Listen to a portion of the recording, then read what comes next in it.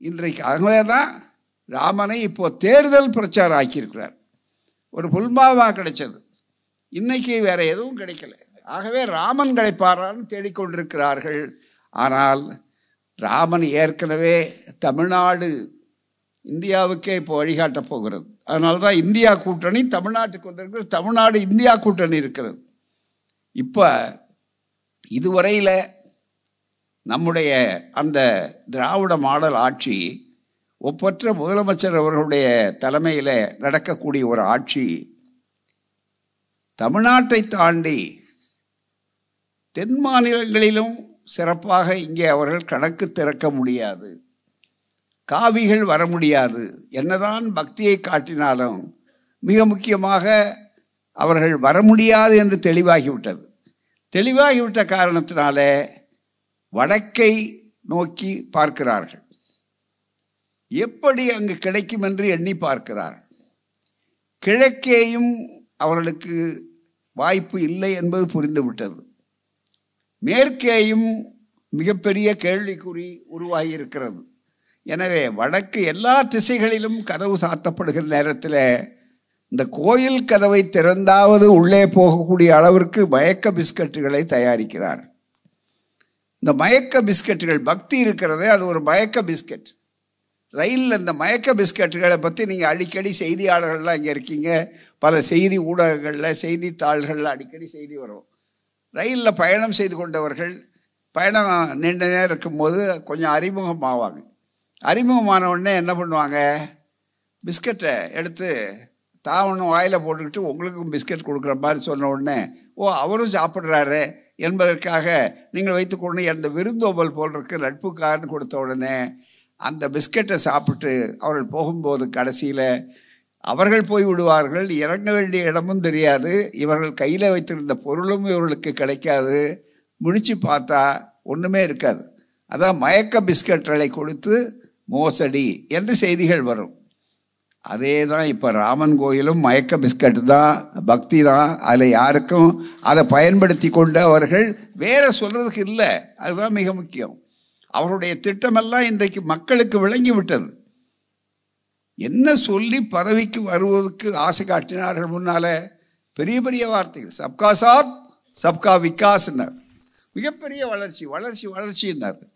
வளர்ச்சிக்கு உடனே எல்லாரும் நம்பி ஓட்டு போட்டாங்க முதல் முறையில். அப்போ தான் அவர்கள் கேட்ட கேள்வி இருக்கு பாருங்க, அது இன்னும் எல்லாரும் கேட்டுக்கொண்டிருக்கிறார். இன்றைக்கு இளைஞர்கள், புதிதாக தேர்ந்தெடுத்த இளைஞர்கள்லாம் வாங்க, 25 வயதுக்குள்ள இளைஞர்களை எல்லாம் நீங்கள் அடைத்து மிக முக்கியமாக பேசுங்க என்று அவர் சொன்னார்னு சொல்கிறாரு. இங்கே ஒருத்தர் அரைவேக்காடு ஒருத்தர் சொல்கிறாரு. சரி, அந்த 25 இளைஞர்கள், அந்த வயதுக்குரிய இளைஞர்கள் என்ன நினைப்பார்கள் அவர்களுக்கு தெரிய வேண்டாமா? அவர்களுக்கு படித்திருக்கிறார்கள். அதுவும் தமிழ்நாட்டை பொறுத்தவரை மற்ற மாநிலங்களை விட அதிகமாக கல்வியில் சிறந்தது தமிழ்நாடு. அதனால தான் அதை ஒழிக்கிறதுக்காக நீட் தேர்வு, கியூட் தேர்வு, மற்ற புதிய கல்விக் கொள்கை, இது அத்தனையும் படித்து வர்ணாசிரம தர்மத்தில் மனு தர்மம் தான் இருக்க வேண்டும் என்று சொல்லக்கூடிய நிலையிலே கல்வி கண்ணை குத்துவதற்கான வாய்ப்புகள் ஒடுக்கப்பட்ட சமுதாயத்துக்கு இருக்கிறது. புதிய கல்விக் கொள்கை எங்கேயாவது சமூக நீதி இருக்கா? பெண்களுக்கு வாய்ப்பு என்பது மிகப்பெரிய அளவில் முக்கியத்துவம் கொடுக்கப்பட்டிருக்கிறதா? எத்தனை மேடைகளிலே நாங்கள் கேட்டிருக்கிறோம். இதுவரையில் எங்களுக்கு பதில் சொல்லி இருக்க வேண்டாமா அவர்கள்? இல்லை இன்னென்ன திட்டங்களை செய்கிறோம்னு சொல்லுவதற்கு வாய்ப்பு இருக்கிறதா? கிடையாது. இவைகள் மட்டுமல்ல, மிகப்பெரிய அளவில் இன்றைக்கு எல்லாரும் கேட்கிறாங்க. நாடு பூரா மக்களை சந்தித்து ராகுல் காந்தி போன்றவர்கள் முதல்ல நாடு பூரா சந்தித்தார்கள். இப்போது அவருடைய பயணம் அவர்களுக்கு மிகப்பெரிய ஆபத்து. இவர்கள் இன்றைக்கு ராமனை தேடி எல்லா திவ்ய கஷேத்திரங்களுக்கும் சென்று கடவுளோட இணைஞ்சி கண்ணை மூடிக்கொண்டு தனுஷ்கோடி வரையில், மிக முக்கியமாக தனுஷ்கோடி வெறும் கோயில் இல்லாத ஊராக இருக்கிறது. காரணம் என்னென்னா, அங்கே ஒன்றும் பெரிய அளவில் இல்லை, மிகப்பெரிய அளவிற்கு அந்த புயல் வந்ததிலிருந்து. ஆனால் அங்கேயும் கூட போய் வேண்டி இருக்கிறார். இவ்வளவு செய்தவர். மணிப்பூர் எங்கே இருக்குது? மணிப்பூரில் எத்தனை பேர் செத்து கொண்டிருக்கிறார்கள்? மணிப்பூருக்கு சென்றாரா? தயவுசெய்து நினைத்து பார்க்க வேண்டும். இந்த கேள்வியை தேர்தலிலே வைக்க வேண்டும். வைப்பார்கள். இதற்கு விடை உங்களோட எண்ணம் இருக்கிறது. இல்லை ராமர் கோயில் கட்டியிருக்கிறோம், இதுவா விடை? தயவுசெய்து நினைத்து பார்க்க வேண்டும். மனிதம் இங்கே ஒன்றே சொன்னார் மிகப்பெரிய அளவிற்கு. தீர்மானத்தை பற்றி சொன்னார். 23வது தீர்மானம் என்று சொன்னார்கள். என்னை பொறுத்தவரையில் தாய் கழகத்தை பொறுத்தவரையில் இன்னும் அதுக்கு ஒரு சின்ன திருத்தம் சொல்லுவதற்கு உரிமை உள்ளவர்கள் நாங்கள். என்னன்னா, இந்து விரோதி என்று சொன்னால் அதாவது யார்? மிக முக்கியமாக பாஜக தான் இந்து விரோதி என்று தீர்மானம் சொல்லுங்கள் என்று விளக்கி சொன்னார். நான் ஒரு சின்ன திருத்தம் சொல்கிறேன். பாஜக தான் மக்கள் விரோதி. இன்னும் தெரியும், இந்துக்கு மட்டும் விரோதி இல்லை, மக்களுக்கே விரோதி. அதுதான் ஆன்டி பீப்புள். அது சிறுபான்மையா பெரும்பான்மையா? நீ பெரும்பான்மை சிறுபான்மை என்று சொல்லிக்கொண்டு பான்மையை பார்க்கிறீர்கள். நாங்கள் மனிதத்தை பார்க்கிறோம். மனிதத்துக்கு விரோதமாக அத்தனையும் செய்திருக்கிறார்கள். மிகப்பெரிய ஆள். என்றைக்கு மனு தர்மத்தையும் கீதையையும் நீங்கள் எடுத்தீர்களோ அன்றைக்கே நீங்கள் மனிதத்தை ஒப்புக்கொள்ளவில்லை என்பதற்கு பொருள் அதுக்கு மிக முக்கியமாக. ஆகவே மனித விரோதிகள் இவர்கள். மனித விரோதம், மக்கள் விரோத ஆட்சி என்று சொல்லுவோம். எனவே அந்த மக்கள் விரோத ஆட்சி என்பது என்ன அடையாளம்? 2 உதாரணம் சொல்கிறேன். மிக முக்கியமாக மற்ற செய்திகள் சொல்லியிருக்காங்க. ஏன் திடீர்னு இவ்வளவு பெரிய அளவுக்கு திருத்தம் போகிறார்? அவர் தனிப்பட்ட முறையிலே போகிறத பற்றி கவலை இல்லை, அவருடைய நம்பிக்கையை பற்றி கவலை இல்லை. நமக்கு ராமர் மட்டும் இல்லை, இங்கே வந்து எதை சொன்னாலும் அது ஒன்றும் பெரிய போனி ஆகாது இங்கே பூரா. ஆனால் இங்கே வந்து உடனே வந்து ஸ்ரீரங்கத்துக்கு போனார், உடனே அங்கே போனார், உடனே அடுத்தபடியாக ராமேஸ்வரம் போனார், எல்லா இடத்துக்கும் போனார். அவர் போகலாம், ஏன்னா அவர்கிட்ட ஹெலிகாப்டர் இருக்குது, மற்ற வசதிகள் இருக்குது, எல்லாம் இருக்குது, எல்லாமே தயாராக இருக்கும். அதை விளம்பரப்படுத்தவும் தயாராக இருக்கிறாங்க. அதுவும் கம்பராமாயணத்தை ரசித்து கேட்டார். அதுதான் ரொம்ப மிக முக்கியமானது. ஏன்னா தமிழ் ஆழ்ந்த புலமை உண்டு பாருங்க, அதனால் ரசித்து கேட்டார். ஏன் கம்பராமாயணத்தை சொன்னாங்க? கம்பராமாயணத்தில் 2 விஷயம் ரொம்ப மிக முக்கியம். முதல்ல உரைப்பாயிரம் எழுதியிருக்கிறார் கம்பர். அவர் தான் பேராசிரியர், தமிழ் பேராசிரியர். நான் தமிழ் படிக்காதவன், சாதாரண பொருளாதாரம் படித்தவன். மிக முக்கியமாக கண்ணுதலானினம், அதுதான் மிக முக்கியம். முதல் கடவுளை வணங்குறார். ராமர் யாரை கடவுளை வணங்கணும்னா மிகப்பெரிய அளவிற்கு கரியமாலினும் கண்ணுதலானினும் மிதி பாட்டு அவரே சொல்லுவார். மிக முக்கியமாக அதில் யாருன்னா திருமாலையும் சேர்த்து பிரம்மாவையும் சேர்த்து அந்த நெற்றிக்கண் உள்ள சிவனையும் சாண்டி யார் ராமரை வணங்குவார்கள்? ராமர் யாரை வணங்குவார் என்றால் இந்த 3 வழங்கியும் வணங்க மாட்டார். யார்? ராமருடைய சிறப்பு கம்பர் சொல்கிறார். ஏன் கம்பனை தூக்கி வச்சுட்டு ஆடுறான்னு கேட்டால், ஏன் கம்பராமாயணத்தை சொல்லுகிறார்கள் சொன்னால், ரகசியத்தை புரிந்து கொள்ளுங்கள் தோழர்களே. தமிழ் அப்புறம், ஆனால் சொன்னார் பாருங்க, திராவிடம் சொல்லும்போது தமிழ் மானம் காப்பாற்றப்பட வேண்டும். கம்பனுடைய திறமை இருக்கலாம், அதை ஒன்றும் நம்ம குறைச்சி மதிப்பிட வேண்டியதில்லை. ஆனால் ரொம்ப அழகாக சொன்னார். கம்பன் ராமாயணம் இவ்வளோ அழகாக இருக்கேன்னு. அழகாக இருக்கலாம், அதுக்கு விளக்கம் சொன்னார் பெரியார். அப்புறம் சொல்லலாம். அதில் கண்ணுதலானினும் கரியமாலினும் கண்ணுதலானினும் பெரியார் அந்தனர். அதுதான் பஞ்சபூதம் இருக்குது பாருங்க. இந்த பஞ்சபூதம், இந்த 5 அதையும் தாண்டி, அதையும் வணங்க மாட்டார். கடவுள் பஞ்சபூதம் எல்லாத்தையும் தாண்டி பாப்பானை வணங்குவார், பிராமணர்களை வணங்குவார், கடவுளை வணங்குறது இல்லை. இதுதான் அப்படிப்பட்ட ராமன். இதுதாங்க கம்பனுடைய முதல் பாட்டு. இங்கே இருக்கிற புலவர்கள் இருக்காங்க, தயவுசெய்து தவறாக இருந்தால் என்னை திருத்துங்க, நான் திருத்தி கொள்கிறேன். அதுதான் மிக முக்கியம். என்ன அர்த்தம்? என்ன சொன்னால் மனு தர்மத்தை அப்படியே தூக்கி உள்ளே வச்சுருக்காங்க. இதே கருத்தை தெளிவாக துளசிதாசர் எழுதியிருக்கார். அதுதான் ஹிந்தி ராமாயணம், துளசிதாஸ் ராமாயணம். புருஷ உத்தமன் அப்படின்னு காட்டக்கூடிய அளவிற்கு வரக்கூடிய அந்த ஹிந்தி ராமாயணம். அந்த ராமாயணத்தில் இதே தான் சொல்லியிருக்கார். அவர் யாரையும் பிராமணர்களைத்தான் வணங்குவார். அந்த பிராமணர்களை தானே வணங்குறாங்க. இப்போ அதுதானே மிக முக்கியம். தலையில் தூக்கி சடகோபத்தை வைக்கிறார், குடிஞ்சிக்கிட்டு இருக்கார். அது என்ன அர்த்தம்? நீங்கள் எவ்வளோ உயரத்துக்கு போனாலும் உங்களுக்கு மேலே நாங்கள் உயரோம், நீங்கள் தலையை குனிக்கணும், நாங்கள் உங்கள் தலை மேலே அதை வைப்போம் என்று சொல்லுவார். இன்னும் கேட்டால் சடகோபம்னு வச்சுருக்கான் மிகப்பெரிய அளவுக்கு. நான் இப்போ அந்த வியாக்கியானங்கள்லாம் போக விரும்பலை. அதே நேரத்தில் நீங்கள் நல்லா ஏன் கம்பனை தூக்கி வைத்துக்கிறார்கள் சொன்னால் அதுதான் அர்த்தம். மனு தர்மத்திலையும் மற்ற இடங்கள்லையும் ரொம்ப தெளிவாக இருக்குது. அம்பேத்கர் அவர்களும் எழுதியிருக்கிறாரு. உலகத்தில் எல்லா அறிஞர்களும் இருக்காங்க. நாங்கள் சொல்கிற ஏதாவது ஒரு கருத்து தவறுன்னா எடுத்து சொல்லுங்கள், வாதம் பண்ணுங்கள், நீதிமன்றத்துக்கு போங்க, வழக்கு போடுங்க, நாங்கள் சந்திக்கிறதுக்கு தயாராக இருக்கிறோம். என்னன்னா மிக தெளிவாக இருக்குது. தெய்வாதீனம் ஜெகத் சர்வம். உலகம் கடவுள் மயம், கடவுளுக்கு கட்டுப்பட்டது. தெய்வாதீனம் ஜெகத் சர்வம், எல்லா இடங்களிலும் இருக்கிற கடவுள் கட்டுப்பட்டது. மந்திராதீனம் தூ தெய்வதம், கடவுள் மந்திரத்துக்கு கட்டுப்பட்டவர். மந்திராதீனம் பிராமணாதீனம், தஸ்மத் பிரபணம் ஜெயத், இதுதான். எனவே மந்திரமே யாருக்கு கட்டப்பட்டதுன்னா பிராமணர்கள் கட்டுப்பட. ஆகவே பிராமணர்களை வணங்கு. இதே தத்துவத்தை தான் துளசிதாஸ் ராமாயணம், அதுதான் மிக முக்கியமாக. அதே கருத்தை தான் இந்த உரைப்பாயிரத்தை தந்தை பெரியார் எழுதுனதை நான் சொல்லியிருக்கேன். பெரியார் எழுதினார். பெரியார் படித்த அளவுக்கு ராமாயணத்தை வேறு யாரும் மிகப்பெரிய அளவுக்கு ஆராய்ச்சியோடு சொல்லலை. இன்னமும் பெரியாருடைய பலன் சொன்னார்களா? எல்லா இடங்கள்லையும் மிகப்பெரிய அளவிற்கு. ஆகவே அது முக்கியமல்ல. ஆகவே அது மூலம் அந்த போதையை காட்டுறது மிகப்பெரிய அளவுக்கு. மிகப்பெரிய விஷம்னா கூட ரொம்ப அழகாக எடுத்து காட்டினா நாம் ஏமாறுறோம். மயக்க பிஸ்கட்டுன்றதுல மயக்கம் என்ன இருக்குது? பிஸ்கட் இருக்கும்போது சாப்பிடலாம்னு நினைக்கிறோம். அது மாதிரி கம்பனுடைய கலை அழகு, கவிதை அழகுன்னா கம்பனுடைய பாட்டு எத்தனையோ இருக்குது, அதை எடுத்து சொல்கிறார்களா?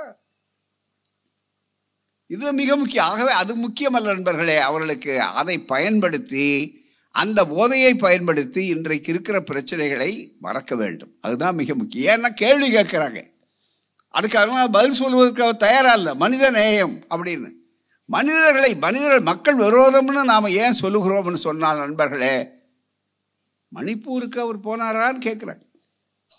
மிகப்பெரிய மணிப்பூர் எங்கே இருக்குது? இந்தியாவில் இல்லையா? மிக முக்கியமாக உலக நாடுகளுக்கெல்லாம் அவர் நினச்சார்னா போயிட்டு வருவார். விஸ்வகுரு இந்தியா எப்படின்னா உலகத்துக்கே குரு. இப்போ அதுதான் மிக முக்கியம். அந்த விஸ்வகுரு அளவுக்கு உயர்ந்த நிலையில் உள்ளூரில் இருக்கக்கூடிய மணிப்பூருக்கு இங்கே வர்றார். சரி, அதை விடுங்க, மணிப்பூராவது தூரம். தமிழ்நாட்டில் என்ன நடந்தது நண்பர்களே? தமிழ்நாட்டில் காவிகளுக்கு நான் கேட்கிறேன், தெளிவாக இந்த கூட்டத்தின் வாயிலாக கேட்கிறேன், உங்களுக்கு எந்த முகத்தோடு நீங்கள் தமிழ்நாட்டிலே வந்து வாக்கு கேட்க வந்திருக்கிறீர்கள்? இந்த நாட்டின் பிரதமர் அனைவருக்கும் பிரதமர், ஓட்டு போட்டவர்களுக்கும் பிரதமர், ஓட்டு போடாதவர்களுக்கும் பிரதமர். எங்கள் முதல்வர் சொல்லுகிறார் அல்லவா, 15 நாள்லே சொன்னார், நான் ஓட்டு போட்டவர்களுக்கு மட்டும் முதல்வர் அல்ல, ஓட்டு போடாத எனவே எனக்கு எதிர்த்து போட்டவர்களுக்கு முதல்வர். என்னுடைய ஆட்சியை நீங்கள் கணக்கு போட்டு பாருங்கள். ஐயோ, இப்படிப்பட்ட ஆட்சிக்கு நாம் ஓட்டு போட தவறிவிட்டோமே என்று நீங்கள் வருந்தக்கூடிய அளவிற்கு என்னுடைய ஆட்சி அமைய வேண்டும் என்றுதான் நான் அந்த இலக்கோடு நான் பணியாற்றுகிறேன் என்று சொன்னார். அந்த முறையிலே அவர் அப்படிப்பட்டவராயிற்றே. எவ்வளவு பெரிய புயல், எவ்வளவு பெரிய வெள்ளம், எவ்வளவு எத்தனை வடிகிறதுக்கு எவ்வளோ நாள் ஆச்சு. திருநெல்வேலிக்கும் தூத்துக்குடிக்கும் அதே மாதிரி மற்ற இடங்களுக்கு எவ்வளவு தூரம்? மதுரையை தாண்டி தானே போகிறாரு. ஹெலிகாப்டர் இருக்க மிகப்பெரிய அளவிற்கு. மக்கள் விரோதம்னு ஏன் சொல்கிறேன்னா இதுதான் ஆதாரம், வேற ஒன்றும் இல்லை. மக்கள் நலனுக்கு அக்கறை இருந்ததுன்னா, மனிதர்கள் எங்கோ இருக்கிற மனிதர்கள்லாம் ஐயோ அந்த மக்கள் இப்படி இருக்கிறார்கள்னு நினைக்கிறோம். நிதின்னு கேட்குறாரு மிகப்பெரிய அளவிற்கு. தொடர்ச்சியாக நேற்று கூட பேசும்போது கேட்டவர்கள் கொடுக்கல. மிக முக்கியமாக யாருடைய நிதி? மிக முக்கியமாக நாம் கட்டிய வரிப்பணம். பேரிடர், தேசிய பேரிடர். அது ஒன்றும் தேசிய பேரிடர்னா என்ன வடநாட்டுக்கு மட்டுமா, உத்தரப்பிரதேசத்துக்கு மட்டுமா, அல்லது மற்ற பீகார் மற்ற இடங்களுக்கு மட்டுமா? நினைத்து பார்க்க வேண்டும். ஆகவே அவர்கள் எல்லா மக்களையும் ஒன்று என்று நினைத்தால், இந்தியா ஒன்று என்று நினைத்தால், வேதமற்ற இந்தியாவை நாங்கள் உருவாக்குவோம். வடக்கு தெற்கு மேற்கு கிழக்கு என்றெல்லாம் கிடையாது, தெற்கும் வடக்கு எல்லாம் ஒன்று தான் அப்படின்னு இங்கே வரும்போதெல்லாம் பார்த்தீங்கன்னா சொந்த வீட்டுக்கு வர்ற மாதிரி நினைக்கிறார் நம்ம பிரதமர். பேசியிருக்கார் சொந்த வீட்டுக்கு வர்ற மாதிரி. சொந்த வீட்டில் என்ன நடக்குதுன்னு தெரிய வேண்டாம் ஐயா. சொந்த வீட்டுக்காரன் பூரா வெள்ளத்தில் முழுகி இருக்கிறான். சொந்த வீட்டுக்காரர் அப்போ தான் வந்து பார்ப்பாரா? இது என்ன கொடநாடு எஸ்டேட்டில் போய் விசிட் பண்ணுறதா ரொம்ப நாளைக்கு பிறகு? அந்த மாதிரி கதையா இது? நல்லா நீங்கள் நினைத்து பார்க்க வேண்டாமா? தயவு செய்து எண்ணி பார்க்க வேண்டும். ஆகவே நான் மக்கள் விரோதம்னு சொல்கிறதுக்கு தனிப்பட்ட முறையில் எங்களுக்கு கோபதாபங்கள் கிடையாது. ஒரு ஆட்சி, உங்களை நம்பி ஆட்சி 2 முறை கொடுத்திருக்கிறார் இந்த மக்கள். என்ன காரணம்? தமிழ்நாட்டு மக்கள் நமக்கு ஓட்டு போடவில்லை, இனியும் ஓட்டு போட மாட்டார். அவரே முடிவு பண்ணிட்டார். ஆகவே நம்ம தீர்த்தத்தை பார்க்கணுமே தவிர இனிமே அந்த மக்களை போய் பார்த்து வாட்டு கேட்க வேண்டிய அவசியமில்லை என்று அவர்கள் குளத்தை நோக்கி பார்த்து தீர்த்தம் ஆடி தீர்த்தம் கொண்டிருக்கிறார்களே தவிர வேறு கிடையாது. ஆகவே என்ன காரணம்? அதுக்கு ராமன் கை கொடுப்பார்னு நினைக்கிறாங்க. அந்த ராமர் என்ன பண்ணாருன்னா, இது இன்னும் கேட்டால் உங்களுக்கு துளசிதாஸ் ராமாயணத்தில் மிக முக்கியமாக ராமனை வணங்காதவர்களெல்லாம் அடுத்த ஜென்மத்தில் காக்கைகளாக மாறியிருக்கிறார்கள் துளசிதாஸ் எழுதியிருக்கார். மிக முக்கியமாக அப்போ தான் புரிஞ்சுது இவ்வளவு பெரிய காக்கை ஏன் பறக்குதுன்னு சொன்னால் இவங்க எல்லாம் அந்த காலத்திலேயே ராமனுக்கு எதிர்ப்பார்கள். அதுதான் மிக முக்கியம். இந்த மாதிரியான இருக்கக்கூடிய அளவிற்கு இன்றைக்கு ராமாயணத்தை நீங்கள் சொல்லி கொண்டிருப்பது காலட்சேபம் பண்ணலாம். அதுக்கு நிறைய பேர் இருக்காங்க. பழைய சேங்காலிபுரங்கள் இல்லையே என்பதற்காக எல்லாம் புது ஆட்கள் வர்றாங்க பூராமே. ஆனால் நீங்கள் எதை வேண்டுமானாலும் செய்து கொள்ளுங்கள். ஆனால் ஆட்சியில் அமர்ந்து கொண்டு செய்யலாமா? அதுவும் அரசியல் சட்டத்தை, இதுதான் அரசியல் சட்டம். இந்த அரசியல் சட்டத்தில் முகப்பில் என்ன எழுதியிருக்கார்கள்? மக்கள் விரோதமாக நீங்கள் நடந்து கொண்டிருக்கிறீர்களே, அது நீங்கள் எடுத்துக்கொண்ட உறுதிமொழிக்கு நேர் முரண் அல்லவா? தயவு செய்து சொல்லி பாருங்கள். இது ஒன்றும் ராஜ ஆட்சி அல்ல, இது மன்னராட்சி இல்லை, எதேச்சரியாத ஆட்சி அல்ல. அந்த 356 ஆட்சிகள் ராஜாக்களுடைய ஆட்சிகள், 56 தேசங்கள், இதெல்லாம் போயிடுச்சு. இப்போ கான்ஸ்டியூஷன் ஆஃப் இந்தியா மிகப்பெரிய அளவு 1950 49 நமக்கு நாமே கொடுத்து கொண்டோம் என்று சொல்லி மக்களால் உருவாக்கப்பட்டதில் புரட்சியாளர் அம்பேத்கர் அவர்களுடைய தலைமையில் அது உருவாக்கப்பட்டது. அதுலேயும் 4 பார்ப்பனர்கள் தான் முக்கியமாக இடம்பெற்றார்கள். அப்படி இருந்து அம்பேத்கர் அவர்கள் அதற்குள்ளே ஒரு பெரிய சர்க்கஸ் விளையாட்டில் உள்ளே பூந்து அங்கே வர்ற மாதிரி அவர் சங்கடத்தை உண்டாக்கி ஒரு அடிப்படை கருத்துக்களை உள்ளே எப்படியாவது நுழைத்து விட வேண்டும் என்பதற்காக புத்த கருத்துகளிலிருந்து நான் அதை எடுத்தேன்னு சொன்னார். அதுதான் மிக முக்கியம். தெளிவாக எழுதியிருக்காங்க, we the people of India. இப்போ பாருங்கள், நான் ஏன் அந்த மக்கள் விரோதம், ஏன்னா அந்த மக்களை பற்றி கவலைப்படலைன்னா மக்கள் விரோத ஆட்சி அது, அதுதான் மிக முக்கியம். We the people of India having solemnly resolved to constitute India into a sovereign, socialist, secular, democratic republic. 5 அம்சம். இப்போ என்னாச்சு? மிகப்பெரிய அளவிற்கு இதுக்கு தானே உறுதிமொழி எடுத்தார். எல்லா அமைச்சர்களும் உறுதிமொழி எடுத்திருக்கிறாங்க. குடியரசுத் தலைவர் உறுதிமொழி, கவர்னர் உறுதிமொழி, எந்த பதவியில் பஞ்சாயத்து தலைவர் வரையில் உறுதிமொழி எடுத்தா இந்த அரசியல் சட்டத்தை மதித்து இருக்கிறார்களா? தயவுசெய்து நினைத்து பார்க்கணும். அதே மாதிரி இதில் justice, social, economic and political, social justice, சமூக நீதி மதித்திருக்கிறார்களா? இந்த கேள்வியை மக்கள் சிந்திக்கணும், இளைஞர்கள் கொண்டு போகணும். சமூக நீதினா என்ன? தயவுசெய்து அதுக்கு ரொம்ப கஷ்டப்பட வேண்டிய அவசியம் இல்லை. பெரியார் அந்த காலத்தில் ரொம்ப அழகாக சுயமரியாதை இயக்கத்தை தோற்றுவித்தது ஏன் என்பதில் ஒரு வரியில் தந்தை பெரியார் அறிவாசான் விளக்கம் சொன்னார்.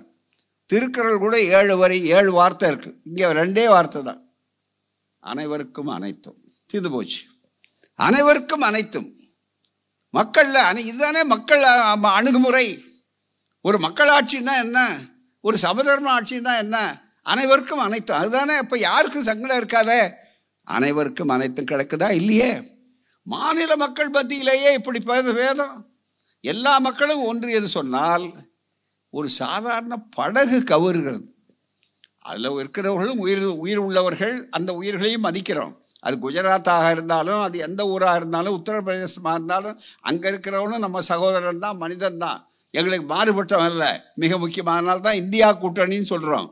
இப்போ இந்தியாவையே காப்பாற்றுவதற்காகத்தான் இந்த முயற்சி. வெறும் தமிழ்நாட்டை மட்டும் காப்பாற்றுவதற்கான முயற்சிகள் அல்ல, மிகப்பெரிய அளவிற்கு. அப்படி இருக்கும்போது அந்த மனிதம் என்று வருகிற போது தயவுசெய்து நினைத்து பாருங்க, மக்கள், we the people of India, அதுதான் மிக முக்கியம். அப்படி மக்கள் மத்தியில் பேதம் இருக்க வேண்டிய அவசியம் இல்லை. அதுக்கு இருந்தாலும் குஜராத்தில் ஒரு செய்தி வருது. ஒரு படகுல போகிறாங்க 2-3 நாளைக்கு முன்னாடி. அந்த படகு கவுந்து போகுது. உடனே அதுக்கு அனுதாபம் தெரிவிக்கிறார் யார்? மோடி. அவங்க தவறுன்னு நான் சொல்லலை, அது அவருடைய கடமை, மனித தன்மை தான். ஆனால் அதே உணர்வு எங்கள் தூத்துக்குடியில் வெள்ளத்தில் பாதிக்கப்பட்ட தமிழன் மீது இருக்க வேண்டாமா? தமிழ் ரொம்ப நல்ல மொழி தான், தமிழ்ல ரொம்ப ரொம்ப ரொம்ப மிக்கலாம். அது போதுமா? பாரதியார் நீர் உயர நீர் உயர நீர் உயர்ந்துகிட்டே போச்சு, அதுதான் வெள்ளம். அங்க வந்த உடனே வந்துதா? நல்லது நினைச்சு பார்க்க வேண்டாமா? தயவுசெய்து எண்ணி பாருங்கள். குறைந்தபட்சம் எவ்வளவு இங்கே வந்து உட்கார்ந்து 2 நாளைக்கு நீங்கள் 2 நாள் செலவழிக்கிறாரு, 3 நாள் தமிழ்நாட்டில் செலவழிக்கிறார், பெருமை நமக்கு பிரதமர். ஆனால் 3 நாளில் ஒரு அரை மணி நேரம் அவர் ஹெலிகாப்டரில் இந்த மக்களை பார்த்து, மக்களே உங்களுக்கு என்ன ஆச்சு, கவலைப்படாதீங்க, நான் இருக்கிறேன்னு சொன்னால் போதும், நிதி கூட வேண்டாம் ஐயா, ஒரு வார்த்தை வர வேண்டாமா? இதை செய்யாத உங்களுக்கு தமிழ்நாட்டில் கால் வைக்க என்ன யோகிதை இருக்கிறது? ஓட்டு கேட்க என்ன உரிமை இருக்கிறது? இதை கேட்க எங்களுக்கு உரிமை இருக்கிறது. மனிதத்தன்மை அடிப்படையில், தமிழனா திராவிடனா எல்லாருனா மனிதன், அவ்வளோதான். முதல்ல அந்த அடிப்படையில் கேட்கிறேன். அப்புறம் என்னுடைய முகவரி, என்னுடைய அடையாளம், இவைகளெல்லாம் இருக்கட்டும். மிக முக்கியமாக, ஆகவே நண்பர்களே, நன்றாக நினைச்சு பாருங்க, இதை மறைக்கிறதுக்கு தானே ராமர் இன்னும் அப்பாவியா இருப்பான் நம்ம ஆளு அப்படின்னு வடநாட்டில் நடக்க நினைக்கிறாங்க. இப்போ அங்கேயும் புரிஞ்சு போச்சு, அதுதான் மிக முக்கியம். அங்கே புரிஞ்சு கொஞ்சம் கொஞ்சமாக வருது மிகப்பெரிய அளவிற்கு. இதுவரையில் இவர்கள் வெற்றி பெற்றிருக்கிறார்கள். இதில் வெற்றி பெற்றதில் சொல்கிறாங்க, இப்போ நாங்கள் மறுபடியும் வந்தால் இந்த அரசியல் சட்டத்தை எடுத்துருவோம். இப்போ நடைமுறையில் எடுத்துட்டாங்க. டெமோக்ராட்டிக் ரிப்பப்ளிக், கடைசியில் என்ன வார்த்தை போட்டிருக்கு மிக முக்கியமாக? செக்குலர் கிடையாது, சோசியலிஸ்ட் கிடையாது. முன்னாலேயா எப்படின்னா அம்பானியும் கிருபானியும், அங்கே அம்பானி அடானி எல்லாம் வந்தாச்சு. மிக முக்கியமாக இந்தியாவில் எந்த அளவுக்கு அது சோசியலிஸ்டை தொடர்த்தி இருந்தார்கள்னா, பொதுத்துறைங்கிற ஒன்றே காணாத போகக்கூடிய அளவுக்கு வந்தாங்க. என்றைக்கு பிஜேபி ஆட்சிக்கு வந்ததோ அப்போ பொதுத்துறையை விற்கிறதுக்கே ஒரு மந்திரி போட்டான், டிஸ்இன்வெஸ்ட்மெண்ட் மினிஸ்டர் அப்படின்னு பேர், அருண் ஷோரி மிக முக்கியமாக இருந்தார். இப்போ அந்த மாதிரி ஒரு துறை இல்லாமையே வைக்கிறார். அந்த வேலையை முழுமையாக, அதுக்கு தனி மந்திரி மட்டும் அந்த வேலையை செஞ்சார். இல்லை நாங்கள் முழுமையாக எல்லாரும் சேர்ந்து செய்கிறோங்கிறதுனால தான் இருக்குது. என்னையா ஒரு சின்ன நாடு துபாய் மாதிரி அந்த பகுதி இருக்க எமிரேட்ஸு, அதே மாதிரி பக்கத்தில் குவைத்து, சிங்கப்பூர், நம்ம சிட்டி இருக்கோம், இவங்களுக்கெல்லாம் தனித்தனி விமானம் உண்டு. அரசு விமானம், அரசு நடத்து தனித்தனி விமான சர்வீஸ் இருக்குது. இந்திய நாடு மிகப்பெரிய நாடு, விஸ்வகுருவுக்கு தனியாக விமான சர்வீஸ் இருக்கா? இருந்தது இந்தியன் ஏர்லைன்ஸ். இப்போ எங்கே இருக்கு? இந்தியா இருந்தது, இருக்குதா? இல்லை, காணாத போகிறது. ஏர் இந்தியா காணாத போச்சு மிக முக்கியமாக. அதனால தான் நாம் புதிய இந்தியாவை காப்பாற்றணும்னு நினச்சி வந்திருக்கோமே தவிர வேற ஒன்றுமே கிடையாது மிக முக்கியமாக. ஆகவே அவர்களை பொறுத்தவரையில் எல்லாவற்றையும் விட்டு விட்டார்கள், குத்தகைக்கு போட்டு விட்டார் மிகப்பெரிய அளவிற்கு. ஆகவே தான் மனிதத்தன்மை என்பது இல்லை. கடைசியாக டெமோக்ராட்டிக் ரிப்பப்ளிக், செக்குலருக்கு அடுத்தது வர்றேன், டெமோக்ராட்டிக் ரிப்பப்ளிக், ஜனநாயகத்தை காப்பாற்ற வேண்டும். அதுதான் இப்போ இந்திய கூட்டணி என்று வரக்கூடிய அளவிற்கு இந்த டெமோக்ராட்டிக் ரிப்பப்ளிக்னு இருக்கு. பதிலுங்க இந்த 10 ஆண்டு காலத்தில் கரையான் அரிப்பது மாதிரி, அதுவும் சாதாரண வித்தை இல்லை.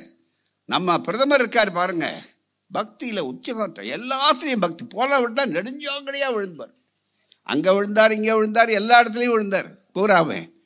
அப்போ பதவி ஏற்கும் போதே கீழே விழுந்து தான் பதவி ஏற்றார். இங்கே வந்து தவிழ்ந்தாங்களா போனாங்களா வந்தாங்க, அது வேற விஷயம். அதெல்லாம் இப்போ போட்டு குழப்பிக்காதீங்க யாருமே மிக முக்கியமாக. அது இப்போ நமக்கு தேவையில்லை, அப்புறம் பார்த்துக்கலாம். அதை விட ரொம்ப மிக முக்கியம், இங்கேருந்து வந்து நேராக கடைசியாக கூப்பிட்டார் கீழே பதவி ஏற்கும்போது 2வது முறை. நீங்கள்லாம் கொஞ்சம் ஞாபகப்படுத்தி, ஒரு 5 ஆண்டுகளுக்கு முன்னால் உங்களை அழைச்சிட்டு போனோம், எல்லாரும் பார்த்தோம். என்னென்ன இறங்கி போனார், யாரோ முக்கியமான குரு இருக்கார் போல் இருக்கு, சாமியார் இருக்காரு, அவரை வணங்கி அந்த குரு தட்சணைக்காக சொல்கிறாரு போல் இருக்கு என்று நினச்சோம். அங்கே ஒரு பெருசாக எழுதி வச்சுருந்தாங்க, கான்ஸ்டியூஷன் ஆஃப் இந்தியா, அரசியல் சட்டம். அந்த அரசியல் சட்டத்தை அப்படியே குனிஞ்சி மணிங்கி ரொம்ப நேரம் அதை உள்வாங்கி அவ்வளோ செஞ்சார். எதுக்கு? உள்ள செல்லு மாதிரி இருப்போம், நீங்கள் அட்டையில் இருக்கலாம், நாங்கள் உள்ள விஷயத்தில் இருப்போம் என்று மிக முக்கியமான எல்லாம் பறிபோடுறது. இதை நாங்கள் சொல்லவில்லை, உலகம் சொல்லக்கூடிய அளவிற்கு உலக ரீதியாகவே கருத்தரங்கங்கள் நடத்தி இந்த 10 ஆண்டுகளில் எப்படி வந்திருக்கிறதுன்னு சொன்னால், இன்றைக்கு புத்தகம் வந்திருக்கு, saffron republic, not democratic republic. Indian கான்ஸ்டியூஷனில் டெமோக்ராட்டிக் ரிப்பப்ளிக், ஜனநாயக ரிப்பப்ளிக் இல்லை இந்தியன் கான்ஸ்டியூஷனில். காரணம் மனு தர்மம். இதுதான் காரணம். தயவுசெய்து நன்றாக நீங்கள் புரிந்து கொள்ளணும். அதனால தான் பொதுவாக இருக்கக்கூடியவர்களாக இருந்தாலும் எந்த கட்சியை சாராதவர்களாக இருந்தாலும் புதிய இந்தியா என்பது ஒரு கோணல் மரம் என்று சொன்னார். அதுதான் சொன்னவர் ரொம்ப முக்கியமானவர். இவர் எந்த கட்சியை சார்ந்தவர் அல்ல, அல்லது பிற்படுத்தப்பட்ட சமுதாயத்தை சார்ந்தவர் அப்படி இப்படின்னு அந்த மாதிரி இல்லை. அவர் பொதுவான நிலையில் ஒரு அரசியல் ஆய்வாளர். அந்த நிலையில் அவர்கள் சொல்லக்கூடிய இந்த மிகப்பெரிய அளவிற்கு அரசியல் சட்டம் இருக்குது. இவர்கள் மட்டுமல்ல, உள்ளூரில் இருக்கிறவர்கள் மட்டுமல்ல, வெளிநாட்டில் இருக்கிறவர்களும் சொல்லுகிறார் என்பதற்கு அடையாளம் தான் இந்த பாருங்க, மோடியின் இந்தியா, இந்து தேசியவாதம் மற்றும் இந்து ஜனநாயகத்தை எழுச்சி இந்தியா என்று சொல்லக்கூடிய அளவிற்கு எப்படி வந்தது என்றால், முழுக்க அவர்களுக்கு இந்த வாய்ப்புகள் என்று வருகிறது பூராமே. நமக்கு மனு தர்மத்துக்கு என்ன சம்பந்தம்? கிடையாது. ராமநாதபுரத்தில் ஒரு வழக்கு வந்தது, வெள்ளைக்காரர்கள் இருந்த காலத்தில். அதில் இந்த அம்மையார் அவர்கள் வாரிசு இல்லை. அவர்கள் என்ன பண்ணாங்க, ஒரு அடாப்ஷன் வாரிசு எடுக்கணுன்றதுக்காக, தத்து எடுக்கிறதுக்காக ஒரு அம்மையாரை எடுக்க ஆரம்பித்தாங்க. தத்து எடுக்க வந்தாங்க. தத்து எடுக்கக்கூடாதுன்னு எதிர்வாதம் செய்தார்கள். பெண்களுக்கு அந்த உரிமை கிடையாதுன்னு சொல்லி. ஏன் எப்படி? இந்து சட்டம், உங்களுக்கு இந்து மத சட்டம். இது ராமநாதபுரம் ராஜா வகைரா நடந்த வழக்கு. ஆதாரத்தோடு கையில் வச்சுருக்கிறோம். இந்த ஆதாரம் இது பிரிவி கவுன்சில்னு இப்போ சுப்ரீம் கோர்ட்டுக்கு பதிலாக அப்போ முன்னால் டெல்லிக்கு போகணும். ஹவுஸ் ஆஃப் லார்ட்ஸ்னு பிரபுக்கள் சபையில் இருக்கிறவர்கள் தான் தனியாக அந்த அமைப்பு உருவாக்குவார்கள். அப்படி கொட்ட தீர்ப்பு எந்த ஆண்டு? 1868. 1868 ராமநாதபுரம் ராஜா வகைரா அந்த அரண்மனையில் அவருடைய வாரிசை பற்றி வந்த வழக்கில் ரொம்ப தெளிவாக வழக்கு என்ன போட்டாங்க, பெண்ணு ராணி இவங்க மிகப்பெரிய அளவிற்கு ஒரு பையனை மைனர் எடுத்து தத்துவம் எடுக்கிறாங்கன்னு சொன்னால் நீ எடுக்க முடியாது, அவரை அடுத்தவரை எடுக்க முடியாது. காரணம், மனு தர்மத்தில் பெண்களுக்கு அந்த உரிமை இல்லை, இந்து லாவில் கிடையாது. அது மனு தர்மத்தை அடிப்படையாக கொண்டது. அப்போ தெளிவாக ஒரு தீர்ப்பு கொடுத்துருக்குறான் யார்? வெள்ளைக்காரங்க. இவர்கள் வாதாடினாங்க. இவங்க எங்கேருந்து போனால் வழக்கறிஞரும் வாதாடினார். மனு தர்மம் என்பது இருக்கிறத அது ஆரியர்களுக்கு உரியதே தவிர திராவிடர்களுக்கு உரியதல்ல. திராவிடர்களுக்கு முழுக்க தனி சட்டம். திராவிடர்களுக்கு உரிய தத்துவங்கள் வேற. இப்போ சொல்லுங்க, தமிழரா திராவிடராங்கிறதுக்கு என்ன பிரச்சனை? திராவிடர்கள் தெளிவா, இதுதான் மிக முக்கியம். திராவிடர்கள் என்று சொல்லும்போது தான் பண்பாடு, திராவிடர்கள் என்று சொல்லும்போது தான் உரிமை, திராவிடர்கள் சொல்லும்போது தான் தன்மானம் இனமானம் எல்லாமே சேர்ந்தது. ஆகவே தான் மிகப்பெரிய அளவிற்கு இந்த வாய்ப்பு. இப்போ அவங்க என்ன நினைக்கிறாங்க, ஆரம்பத்திலிருந்து இன்னை வரை நாளைக்கு அவர்கள் வெற்றி பெற்றா ஒரே தேர்தல்னு சொல்கிறாங்க பாருங்க. அதுக்கு அர்த்தம் என்ன தெரியுமா? இதுதான் கடைசியாக நடக்கக்கூடிய ஒரே தேர்தல். இனிமேல் உங்களுக்கு தேர்தல் கிடையாது, தேர்தலுங்கிறத பார்க்க முடியாது. அப்படி சொல்கிறதுக்காகத்தான் ஒரே தேர்தல். அப்படி ஒரே தேர்தல், அவர்களுக்கு ஒரே தேர்தல். நாமும் அதே மொழியில் பதில் சொல்ல போகிறோம். இப்போ உங்களுக்கு இதுதான் ஒரே தேர்தல், இதுக்கு மேலே நீங்கள் தீர்ந்து போச்சு. அதான் மிக முக்கியம். அப்படி சொல்லக்கூடியதுக்கு ஆதாரம் இருக்குது. மிக முக்கியமாக என்ன என்று கேட்டால், இதுவரை பதில் சொல்லலையே. 2 லட்சம் 15 லட்சம் ரூபாய் பொத்துன்னு வந்து உழுவுன்னு சொன்னீங்க, கேட்குறாங்க, பதில் சொல்லலையே. மிக முக்கியமாக இங்கே அந்த புத்தகத்தில் எழுதியிருக்கிறாங்க. நாங்கள் மட்டும் சொல்லலை, 15 லட்சம் ரூபா 2 கோடி பேருக்கு வேலை கொடுத்துருந்தா 10 ஆண்டுகளில் எத்தனை கோடி பேருக்கு வேலை கொடுத்துருக்கணும்? 20 கோடி. 20 கோடி பேருக்கு வேலை வந்திருந்தால் உலகத்துக்கே நாம் தானே எத்தனை தொழிற்சாலைகள் உருவாக்கி இருக்கணும்? என்ன ஜி பும்புவாவா தப்புன்னு மந்திர கோலை எடுத்து காட்டுறதா? அத்தனை தொழிற்சாலைகளுக்கு வாய்ப்புகள் உண்டா? தமிழ்நாட்டில் எங்கேயாவது நீங்கள் ஒரு தொழிற்சாலை இவ்வளோ தூரம் வந்து தமிழ்நாட்டுக்கு இத்தனை முறை வர்றாரு, அடிக்கடி வருவார், இன்னும் கேட்டால் 2-3 முறை வருவார்.